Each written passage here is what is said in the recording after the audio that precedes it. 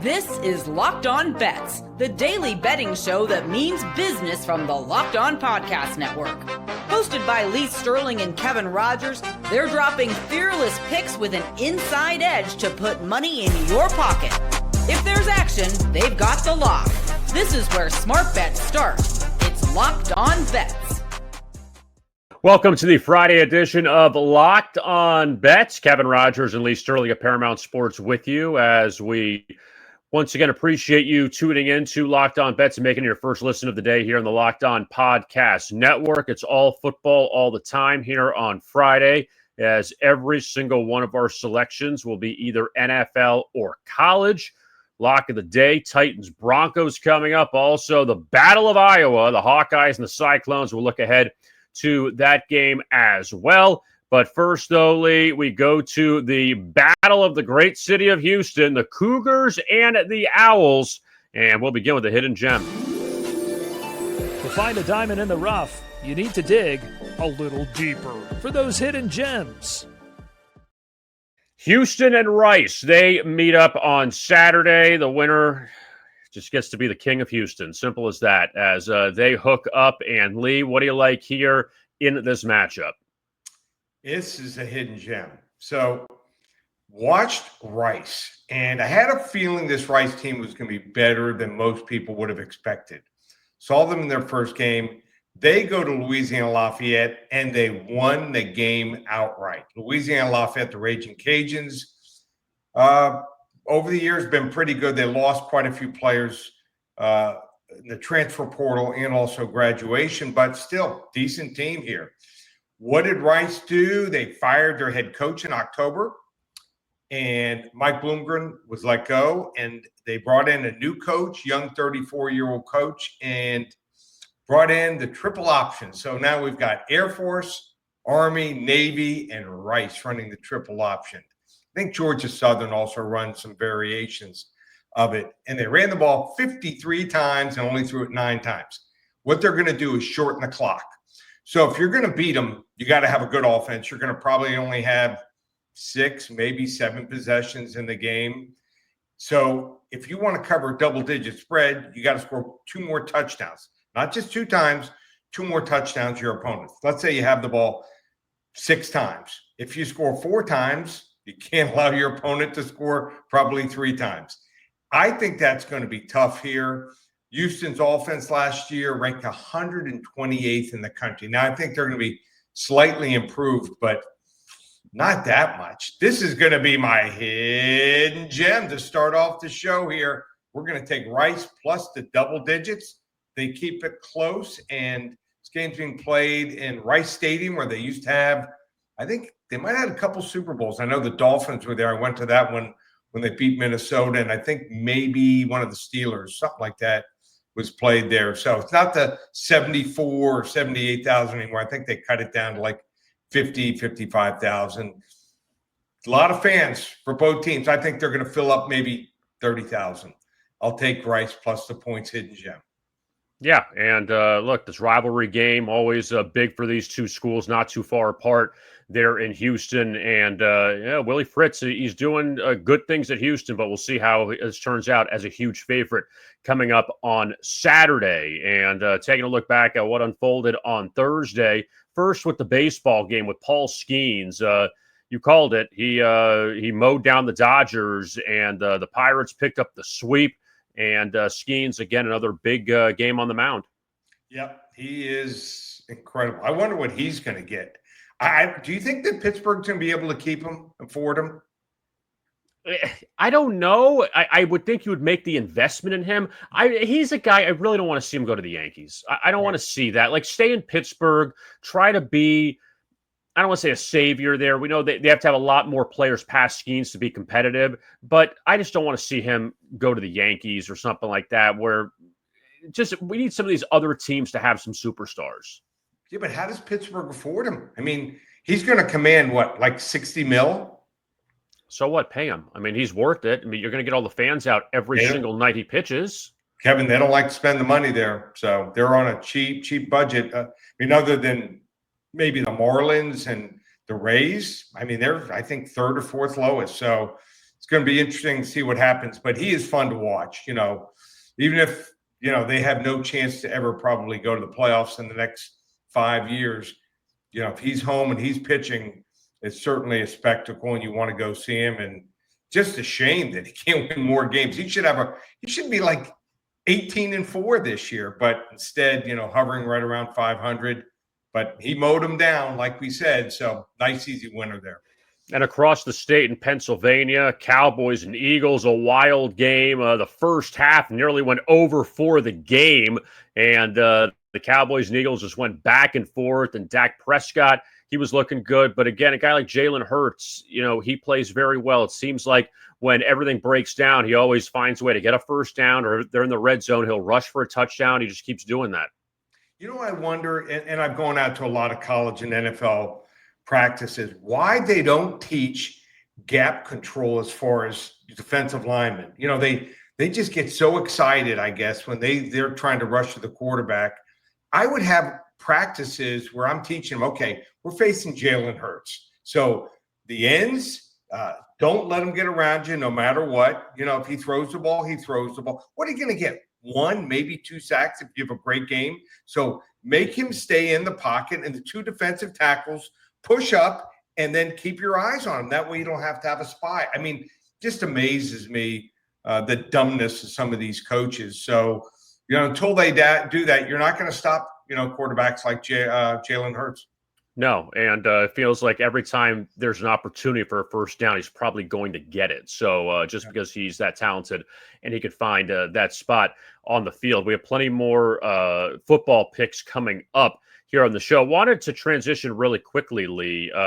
This story with, I know the NBA is still about a month away, but the story with Kawhi Leonard and the Clippers and this fake tree planting company that was exposed.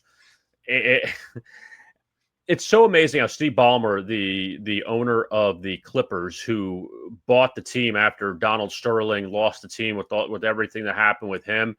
And now it's like, I just don't get how wealthy people like this just find ways to spend $50 million on this company and then be like, oh, here, Kawhi, here's $27 million to circumvent the salary cap. I always thought he was a goofy guy. I sat behind him one game when I was out in LA. But, this takes the cake. You talk about bad owners. We have one here in Miami. The Dolphins owner, what did he do, Stephen Ross? He was trying to collude to end up getting a head coach and also Tom Brady, and he loses a first and third round pick. So it looks like, he was found and he was caught. So what do? You can't just say, oh, you're fined 1 first round draft pick. He was trying to circumvent the cap for $28 million. Can you imagine some of these other teams had an extra $28 million? That's the difference between making the playoffs and maybe winning the whole thing. So, this is a huge, huge thing here. They talk about gambling. The owners, if they don't set the precedent and they don't do the right thing, then why are other people going to do it? I think that they should lose like $40-50 million off the cap for 4 or 5 years. I think he should be severely punished. So he built that beautiful stadium that just shows you have all the money you want, still doesn't mean that you can't be stupid, and he was cheating. And also, too, a fine does nothing. We're going to fine him $5 million. We're going to, like you said, he built his own basketball arena in Los Angeles. He could do whatever he wants. So right. It's just amazing, and we'll see how that turns out. But also, Kawhi Leonard, what's funny is during this whole time is that he's missed so much time due to injury, too, that you paid him all this money, and he's had all these injuries that he suffered, and they thought he'd be the savior in L.A., and never been to the finals one time. So they had him and Paul George at the same time. Didn't work out. George ended up moving on, but still an interesting NBA story that's hanging out there. We have more football coming up. We have a couple NFL games for week 1 we're going to look at for Sunday's action. Also, Iowa and Iowa State, always low scoring and close when they meet up. We'll see if that's the case again coming up on Saturday as we continue here on Locked On Bets. Say now about FanDuel, and with FanDuel, we have reached Friday, so you have an NFL game tonight, And the NFL season, it's already here. We had Cowboys, Eagles last night, Chiefs, Chargers coming up tonight in Brazil, and FanDuel is making sure you're ready for kickoff with a can't-miss offer. Right now, new customers can bet just $5, and if your bet wins, you'll get $300 in bonus bets to use across the app. So you have Chiefs, Chargers. You want to bet on Patrick Mahomes over his yards, Justin Herbert over his yards tonight, or under, depending on how you look at it with the game in Brazil and all the new surroundings there. But also the full slate on Sunday, Ravens-Bills, the Sunday night game, Lions-Packers, the big game late in the afternoon, Vikings-Bears, the Monday night game. You have so many choices there on Sunday and on Monday and moving forward in the rest of the NFL season, as well as player props you could bet on. And if you want to even go a little further in the future, with the Super Bowl champion, MVP, Rookie of the Year, all of those choices, you have them all at FanDuel. If you're ready to play, download the FanDuel app now by visiting FanDuel.com to get started. That's FanDuel.com to place your first $5 bet. We continue here, Locked On Bets on a Friday. Kevin Rogers and Lee Sterling of Paramount Sports. We went over our first college game. Now it's time for our first NFL game for Sunday, as we'll look at a couple of teams that were expansion clubs back in the 90s, and we'll see what they do when they hook up coming up in week 1 between the Panthers and the Jaguars. Oh, boy. Last one out, turn off the lights. This one's a blowout. Lee, I'm going to lay the points of the Jacksonville Jaguars here. They're laying 3.5 against Carolina. Now, it seems too easy, but there's a couple things on Jacksonville's side. Number one, Carolina the last 2 years, they have lost 14 of 16 road games. Now, the 2 wins, only one came with Bryce Young at quarterback, which was week 18 at Atlanta in overtime to close out last season. The other came with Andy Dalton at quarterback last year against the Raiders back in week 3, and that came after the Raiders beat the Ravens the week before. So Bryce Young has one road win in his career. Secondly, this number I really like, Lee, that I dug up.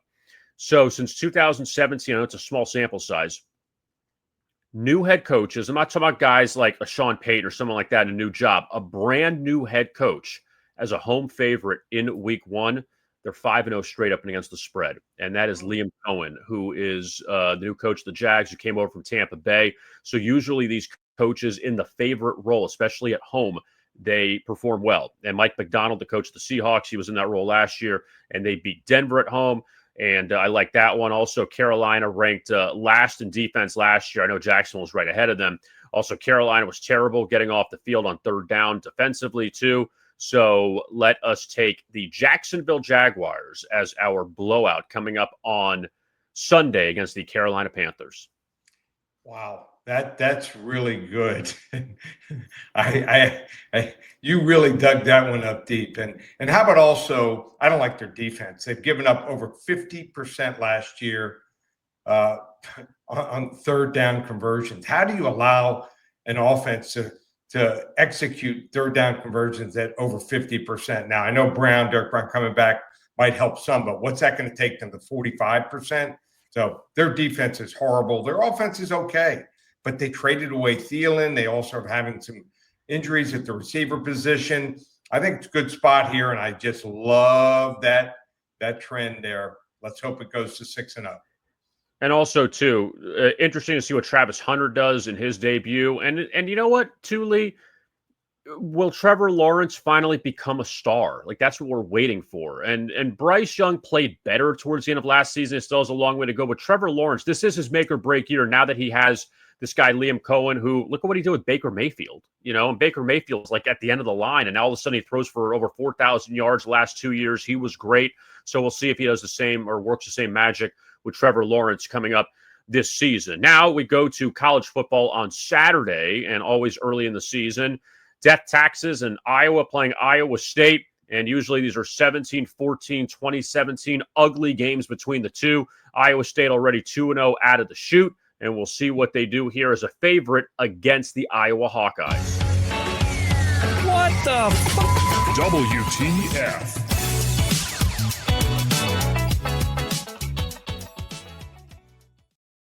So Iowa State picked up that big win over Kansas State over in Dublin. They win again last week. Iowa with Kirk Ferentz, you know it's going to be a grinded-out, ugly game. But, Lee, the Hawkeyes getting points here on the road against the Cyclones. What do you like? Yeah, and play for what they call the Cy-Hawk Trophy.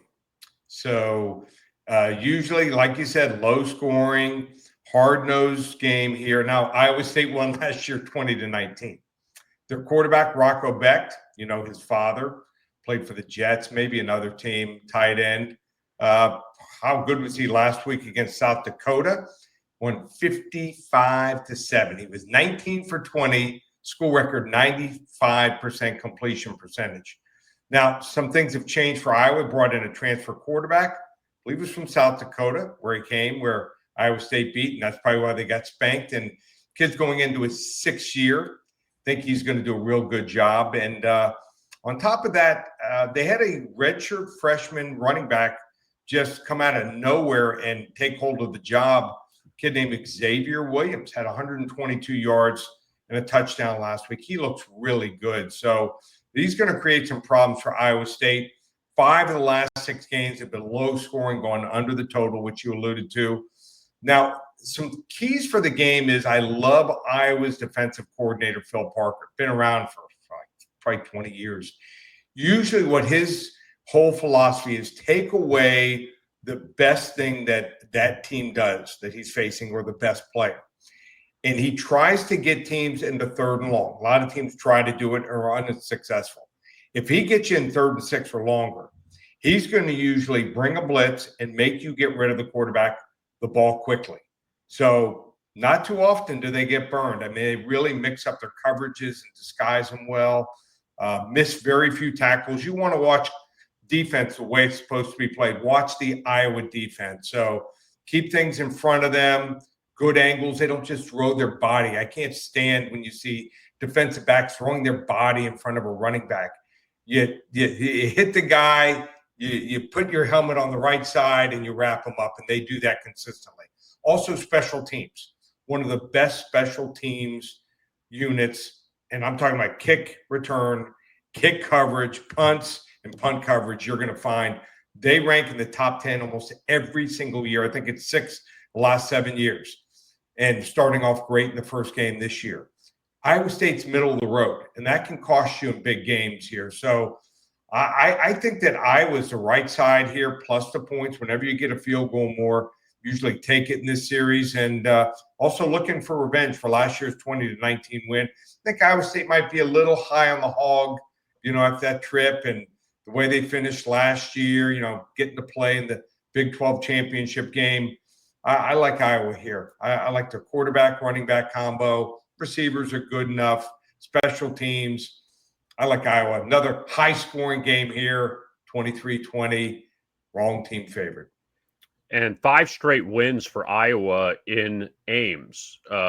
Since 2000, I think 11 was the number. It's been 15, excuse me, since 2015.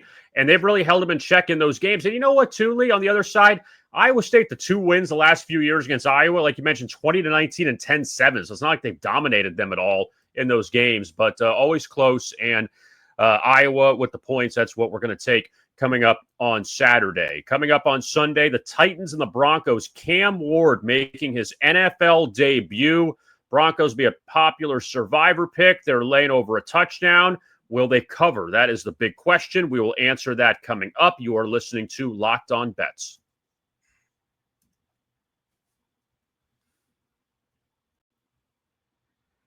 Locked On Bets continues here on a Friday. Kevin Rogers and Lee Sterling of Paramount Sports.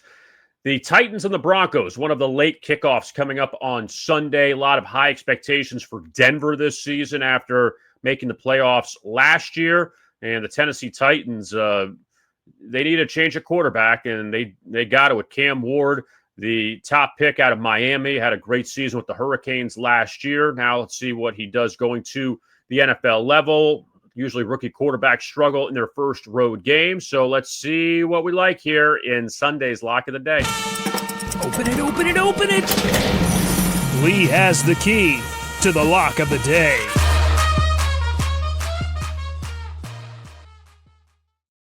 It's Friday's lock of the day and Sunday's lock of the day, so it's like a double lock in a sense. All right, Lee, Titans and the Broncos. What do you like with this game on Sunday afternoon in Denver? So everyone talks about Sean Payton. I mean, Sean Payton has changed his program around, the trajectory here. Russell Wilson, as soon as he came, he identified and said he's not his guy. He found his guy, Bo Nix. And these two guys together, unlikely duo. You would have thought that Sean Payton would have gone with an older, more experienced veteran. He just, when he had the workouts and he had the interviews, he knew he had found the guy. So they do a lot of short passes and they just execute. And then they suck in, and then you come in too close, they're going to throw over the top. But what makes them really good is not the offense. It's the defense. The defense is the strength of this unit. Most specifically, Nick Bonetti. Nick Bonetti, a lot of people don't know about this guy. Well, yesterday he got a 4-year, $120 million contract. Had 13 and a half sacks, third in the NFL, and almost no one knows anything about this guy. So he is almost unblockable.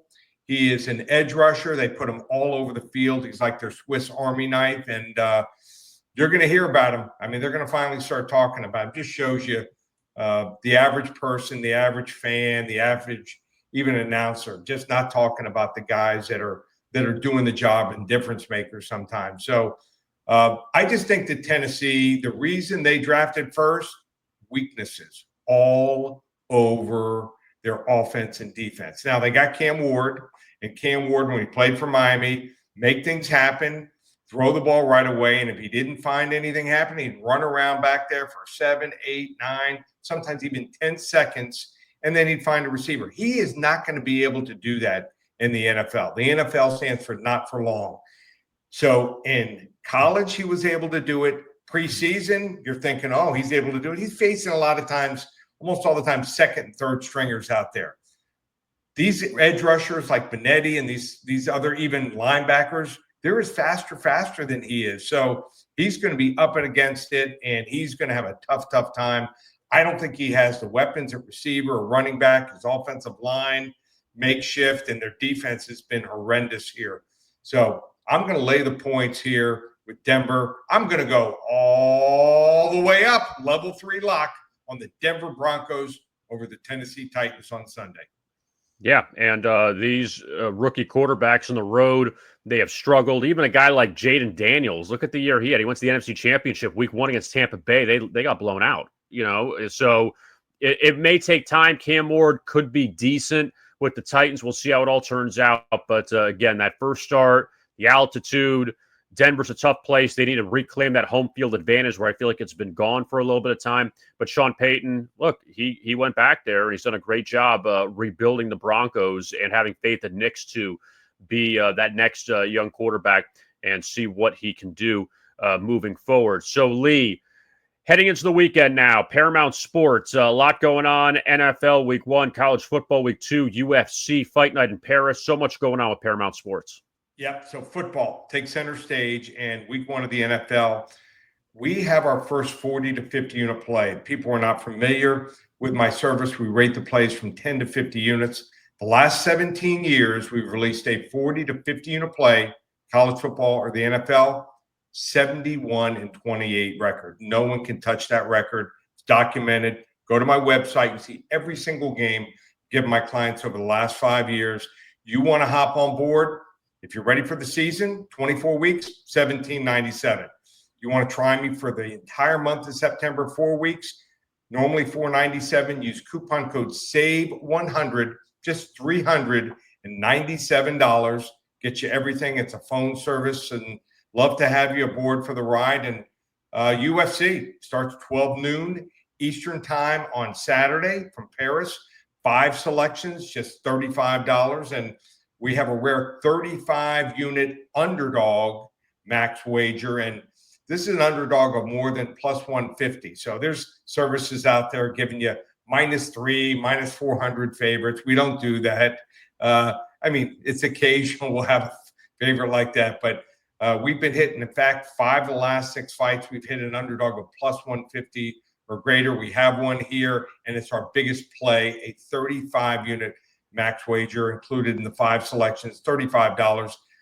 You want to hop on board, ParamountSports.com, or call us here at the office, 800-400-9741.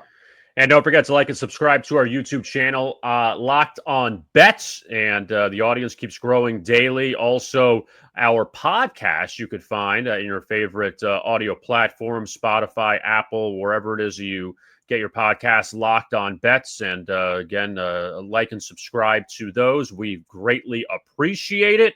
We're looking forward to talking about everything on Monday, recapping the weekend and looking ahead to not only Monday Night Football, Vikings and Bears on Monday night, but also looking ahead to next week's college and NFL slate. For Lee Sterling, I am Kevin Rogers. Thank you so much for tuning in to Locked On Bets right here on the Locked On Podcast Network.